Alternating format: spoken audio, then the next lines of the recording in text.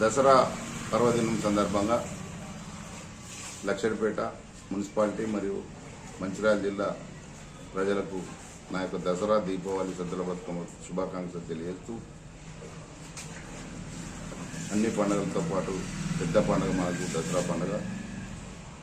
ఈ పండుగను ప్రజలంతా ఆనందోత్సవాల మధ్య జరుపుకొని అందరూ సంతోషంగా ఉండాలని అందరికీ నా యొక్క సద్దుల బతుకమ్మ దసరా దీపావళి శుభాకాంక్షలు మరొకసారి తెలియజేస్తూ, గౌరవ శాసనసభ్యుడు ఈ నియోజకవర్గాన్ని ఎంతో అభివృద్ధి చేస్తున్నాడు.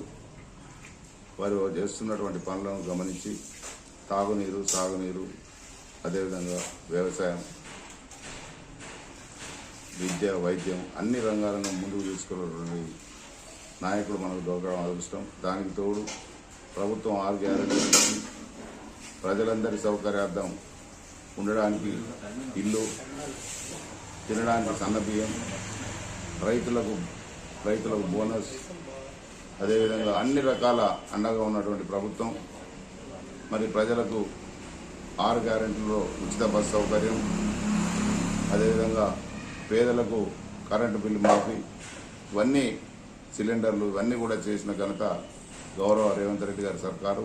దానికి తోడు మా నియోజకవర్గ అభివృద్ధి దాత మా పొక్కురాల ప్రేమసాగరరావు 20 సంవత్సరాలు అభివృద్ధిని వచ్చుకొని ఈ నియోజకవర్గాన్ని ముందు వరుసలో ఉంచి వేల కోట్ల రూపాయలు తెచ్చి మరి వైద్యానికి, విద్యకు,